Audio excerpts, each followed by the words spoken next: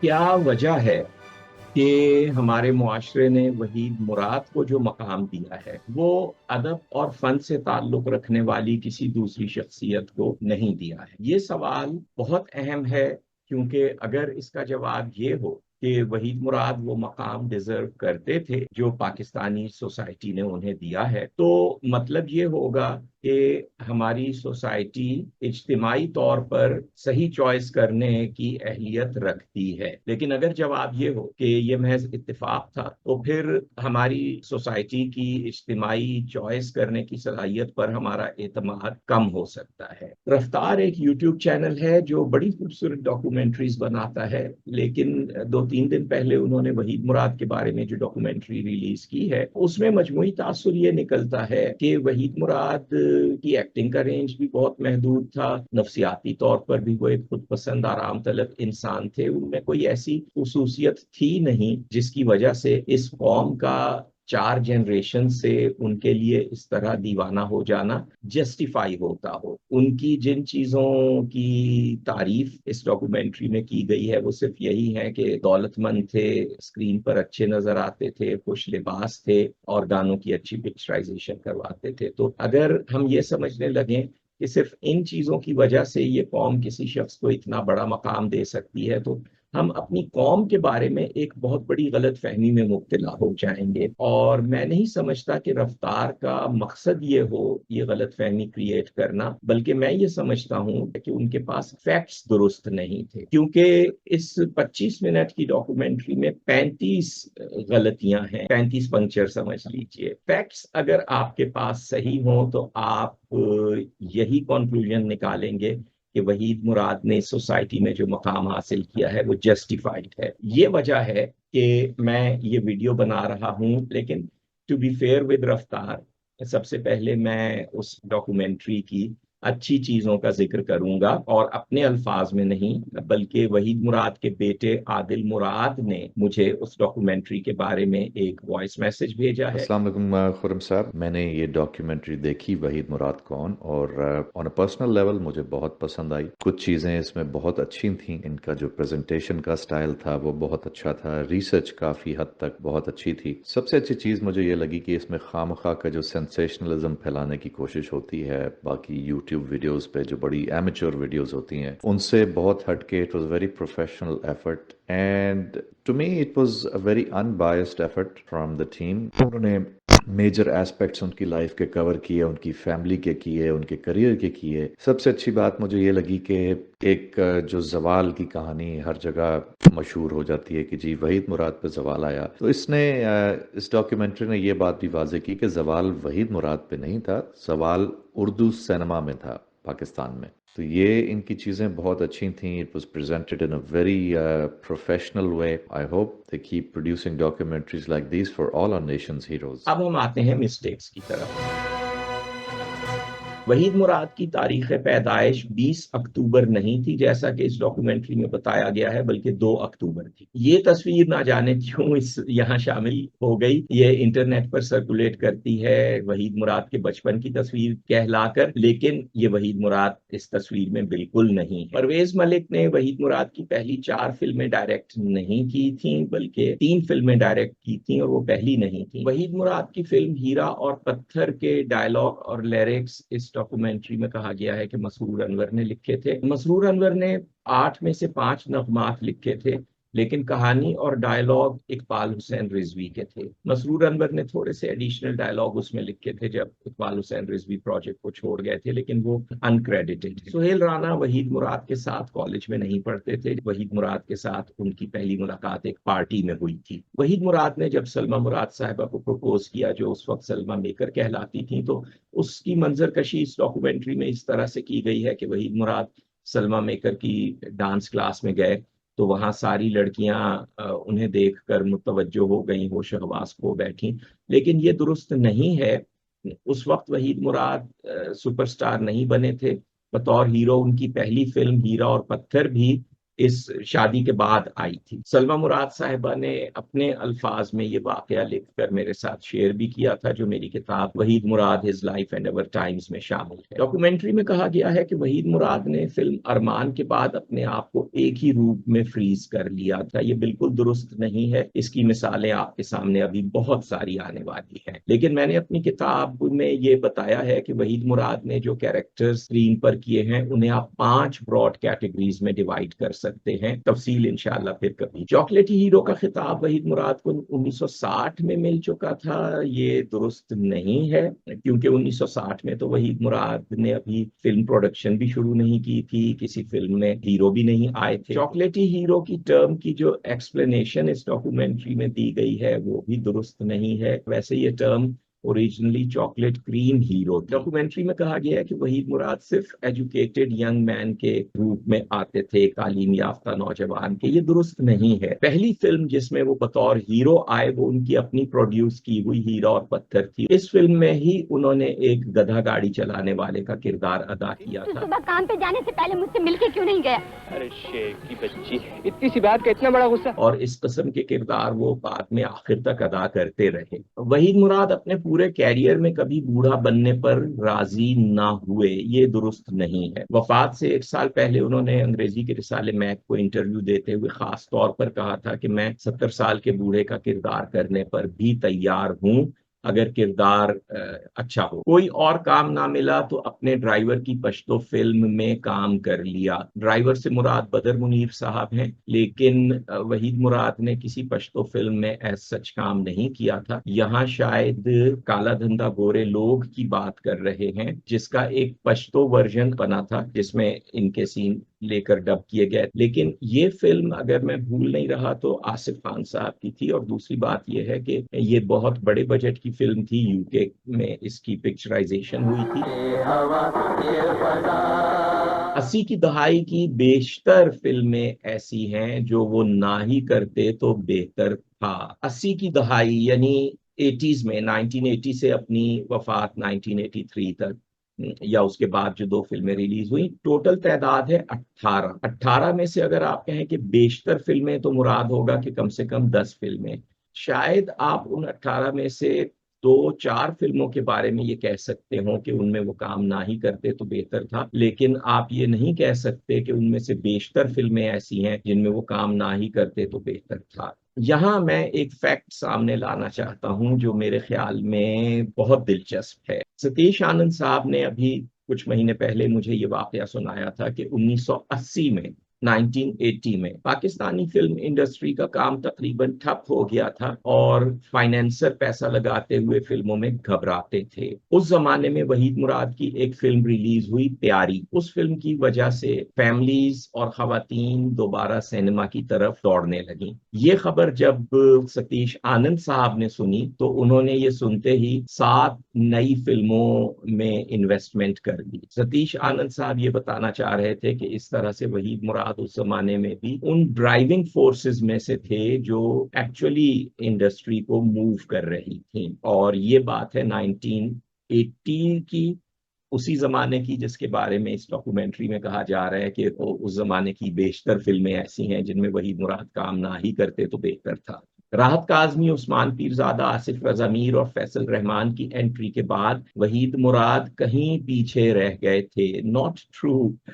इसमें से फैसल रहमान तो मेरे दोस्त हैं, उनसे मैंने ये शेयर की स्टेटमेंट, तो उन्होंने खुद इसकी तरदीद की है। मैं अभी आपको उनका वॉइस मैसेज सुनाता हूँ। अब रह गए बाकी तीनों लोग। इनके बारे में उस जमाने में जो सवाल उठाया जाता था वो इसके बिल्कुल ऑपोजिट था। यानी ये सवाल उठाया जाता था कि क्या वजह है कि ये तीनों एक्टर्स इतने जबरदस्त एक्टर होने के बावजूद मेन स्ट्रीम सिनेमा में वो पॉपुलैरिटी हासिल नहीं कर सके जो ये डिजर्व करते थे। और खुद वहीद मुराद ने अपने एक इंटरव्यू में इस बात का रेफरेंस दिया था। आसिफ रजा मीर साहब से मैं कभी नहीं मिला, लेकिन उस्मान पीरजादा और राहत काज़मी से मेरी बड़ी अच्छी सलाम दुआ रही है। उन दोनों ने इत्तेफाक से अलग अलग मुझसे ये डिस्कस किया हुआ है। राहत काज़मी साहब का कहना ये था, अगर मुझे सही याद आ रहा है, कि वो बहुत ज्यादा सिलेक्टिव हो गए थे अपनी फिल्मों के बारे में। उस्मान पीरजादा साहब ने ये कहा था, अगर मैं सही याद कर रहा हूँ, कि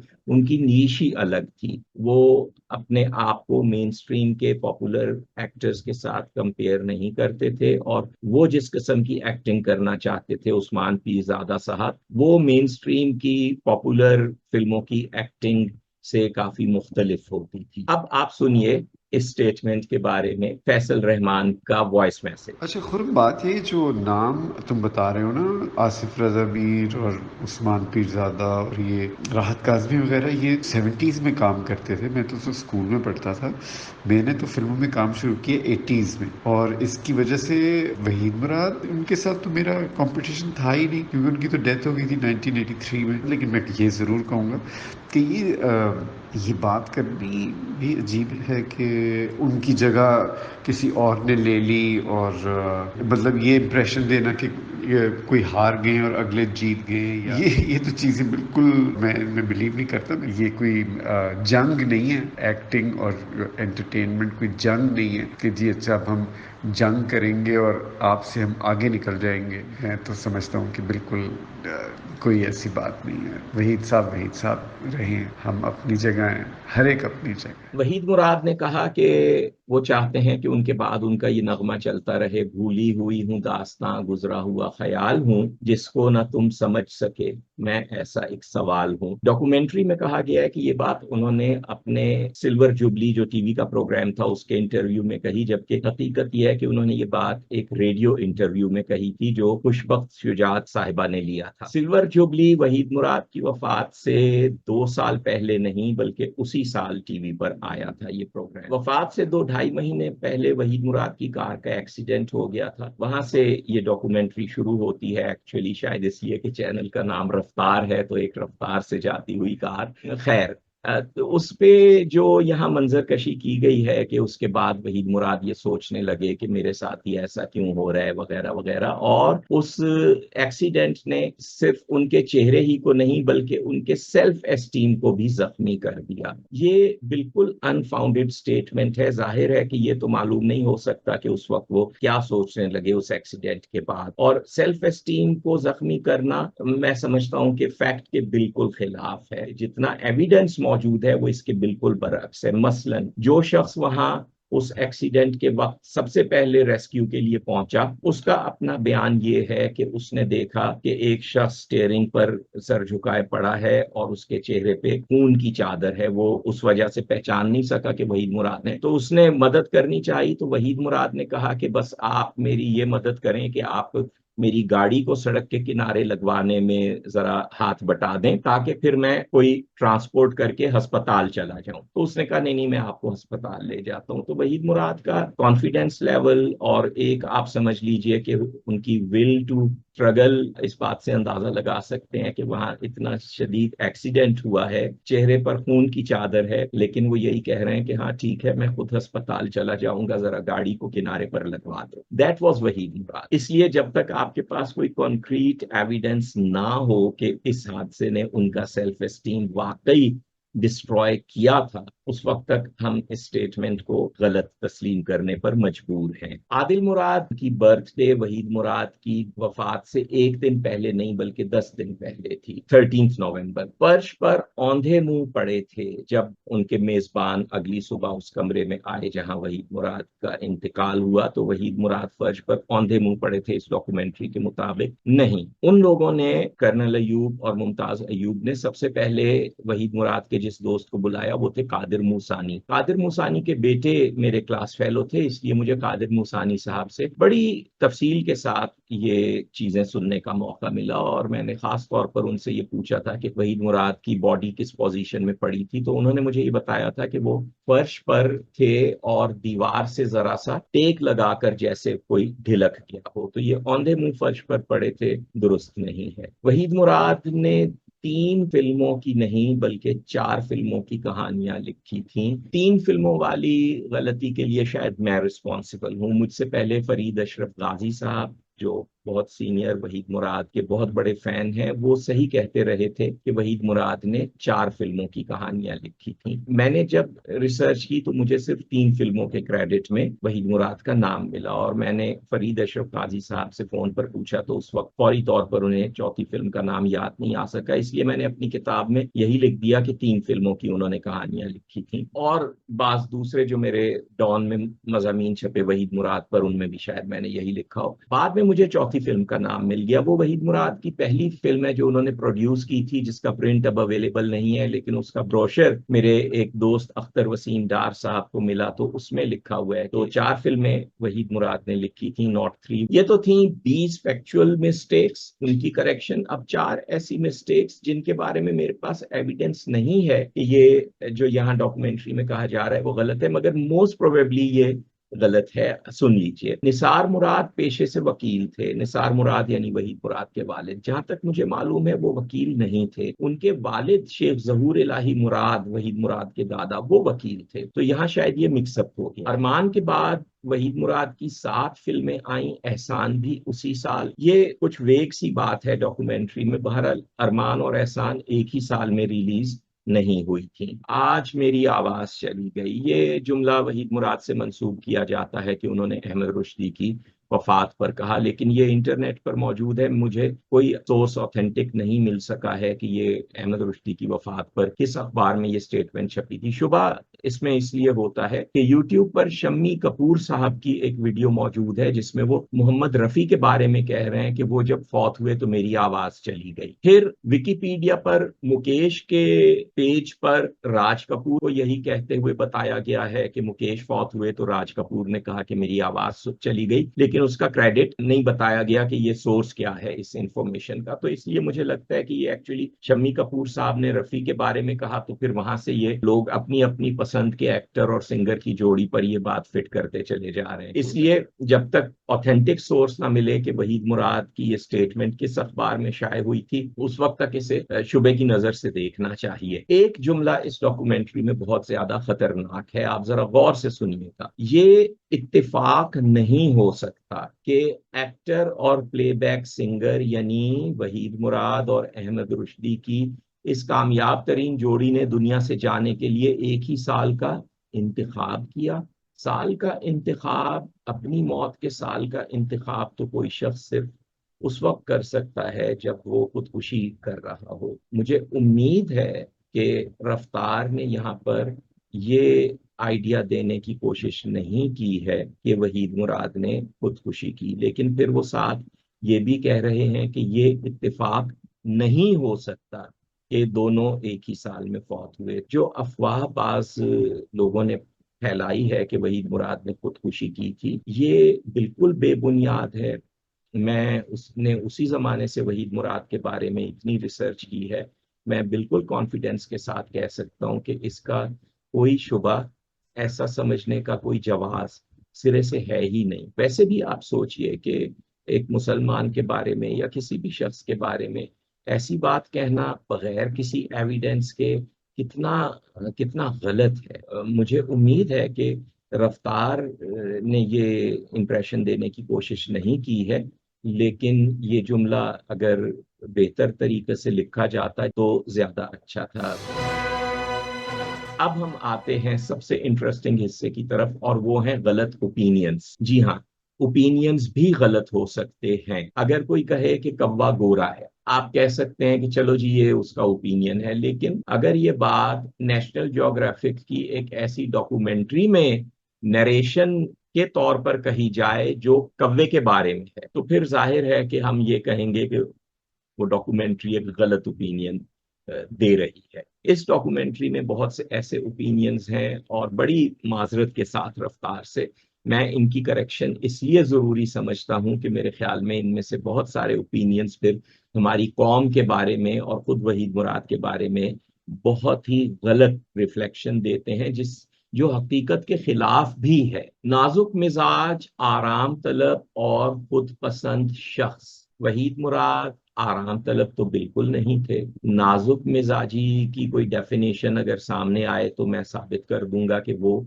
नाजुक मिजाज भी नहीं थे। खुद पसंदी को भी अगर कोई डिफाइन कर दे तो मैं साबित कर दूंगा कि वो खुद पसंद भी नहीं थे। ये तीनों सिफात उनमें नहीं थी और खामखा उनमें डालना बिल्कुल उसी तरीके से है जैसे आप कह दें कि गौतम बुद्ध एक झगड़ालू और फसाद पसंद करने वाले इंसान थे जिन्हें सुकून से नफरत थी। वहीद मुराद को अपने फिल्मी कैरियर में कामयाबी के लिए कुछ ज्यादा स्ट्रगल भी नहीं करनी पड़ी थी। ये बात और लोग भी कर चुके हैं जो बिल्कुल गलत है, क्योंकि स्ट्रगल से अगर आपकी मुराद ये है कि गुर्बत में से कोई शख्स गुजरा हो तो फिर आपको स्ट्रगल नहीं कहना चाहिए, फिर आपको सीधा सीधा कहना चाहिए कि वो कभी गुर्बत से नहीं गुजरे थे। सिर्फ 28 साल की उम्र में अपने कैरियर के चौथे पांचवें साल में वो फिल्म बनाने के लिए जो मुल्क की तारीख की सबसे बड़ी फिल्म बन जाए, जाहिर है कि एक स्ट्रगल है। और स्ट्रगल सिर्फ यही नहीं होती है कि आप धक्के खा रहे हो, दफ्तरों में जूते चट खा रहे हो। स्ट्रगल तो कई तरह की होती है और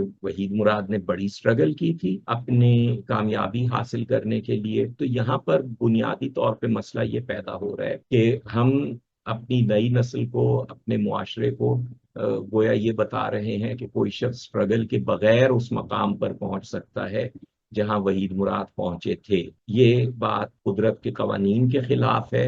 ये जिंदगी के बारे में एक बहुत डिस्टॉर्टेड परसेप्शन है। 1980 के सूरज ने वहीद मुराद को नाकाम, मायूस और झुंझलाया हुआ शख्स देखा। 1980 के सूरज ने तो ऐसा कुछ नहीं देखा था और फिर अगेन नाकाम, मायूस, झुंझलाया हुआ। वो 1980 की फिल्म है प्यारी, जिसके बारे में अभी मैंने आपको सतीश आनंद साहब का एविडेंस पेश किया है। एक्शन फिल्मों में मिसफिट नजर आते थे, बिल्कुल गलत है। वहीद मुराद ने अपने कैरियर के शुरू से लेकर आखिर तक बहुत सी एक्शन फिल्मों में काम किया जो कामयाब हुई। जोश उसी साल रिलीज हुई जब अरमान रिलीज हुई थी। दौलत और दुनिया, तुम मेरे 50-50 के पार्टनर हो और मैंने आज तक तुम्हारे साथ बेईमानी नहीं की। जब जब फूल खिले, परख, एक्शन फिल्में, उनकी कामयाब एक्शन फिल्में बहुत हैं। फनी रोल्स लिमिटेड थे, ये बिल्कुल दुरुस्त नहीं है। वहीद मुराद के बास किरदार तो ऐसे हैं जो पूरे कॉमेडी किरदार हैं और बड़े मशहूर हैं, जैसे गूंज उठी शहनाई में उनका किरदार। अब आप उनके अगर ज्यादातर रोल्स को देखिए, जो रोमांटिक हीरो टाइप के उनके रोल्स हैं, उसमें भी उनके किरदार में खास तौर पर इतनी ज्यादा कॉमेडी शामिल होती थी कि बाज़ औक़ात फिल्म के जो मस्खरा होता था, जो कॉमेडियन होते थे, उनसे ज्यादा कॉमेडी हीरो के रूप में वहीद मुराद कर रहे होते थे। हमारा दिल मत तोड़ो बीबी लोग, हमारा शानदार मुझ का ख्याल रखो। अगर हमसे नहीं दोबारा मुझसे ही मोहब्बत करो। इसलिए ये बात कहना किसी लिहाज से भी दुरुस्त नहीं बनती है कि वहीद मुराद के फनी रोल्स बहुत लिमिटेड। वहीद मुराद एक्सपेरिमेंट करने से घबराते थे, ये बड़ी अजीब और गरीब और गलत बात इस डॉक्यूमेंट्री में आ गई है। मुझे नहीं पता कहाँ से इन्हें ये इंप्रेशन मिला है। वहीद मुराद ने औरत राज में एक औरत का किरदार अदा किया है,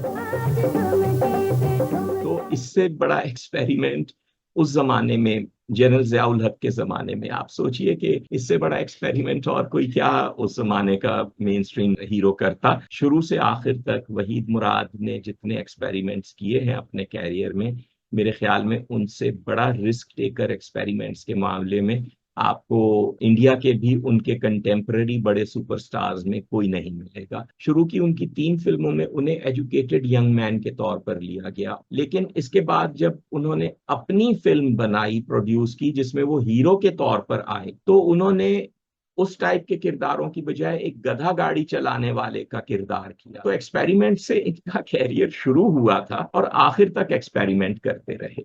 शीशे का घर में उन्होंने विलन का किरदार अदा किया, which was too little too late. ये अब इस सिलसिले में कह रहे हैं कि एक्सपेरिमेंट बस शायद जैसे उन्होंने एक ही किया था शीशे का घर में, जब उन्होंने एक विलन का किरदार कर लिया, तो इसलिए वो टू लिटिल टू लेट था। हम देख चुके हैं कि एक्सपेरिमेंट्स तो वो थ्रू आउट करते रहे थे। ये भी बहुत बड़ा एक्सपेरिमेंट था कि वो कंप्लीट विलन के किरदार में इतना बड़ा हीरो आ जाए, और उन्होंने ये एक्सपेरिमेंट किया। तो it was not too little too late, वो तो शुरू से बहुत एक्सपेरिमेंट्स करते आ रहे थे।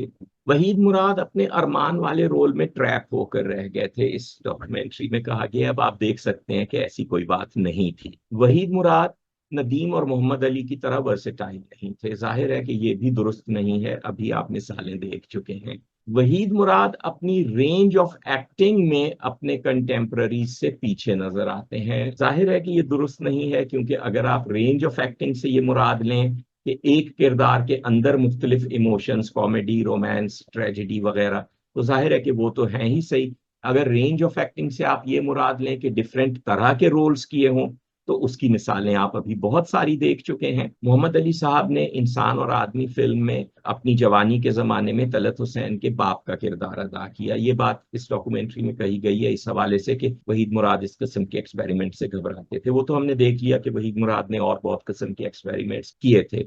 अलबत्ता ये बात इस लिहाज से भी गलत है कि इंसान और आदमी फिल्म में मोहम्मद अली साहब ने कोई बिल्कुल हीरो के बाप का किरदार करने वाला सिलसिला नहीं था, बल्कि वो एक यंग टू ओल्ड कैरेक्टर था। बाकी नदीम, मोहम्मद अली, वहीद मुराद, ये तीनों अपनी जगह किसी न किसी ऐसी यूनिक खूबी के हामिल थे जो मैं समझता हूं कि हमारी कौम की खुशकिस्मती थी कि ऐसे लोग और इनके बहुत से दूसरे कंटेम्पररीज भी, ये सब एक ही जमाने में जमा हो गए थे। हमें इनमें से हर एक पर फख्र है।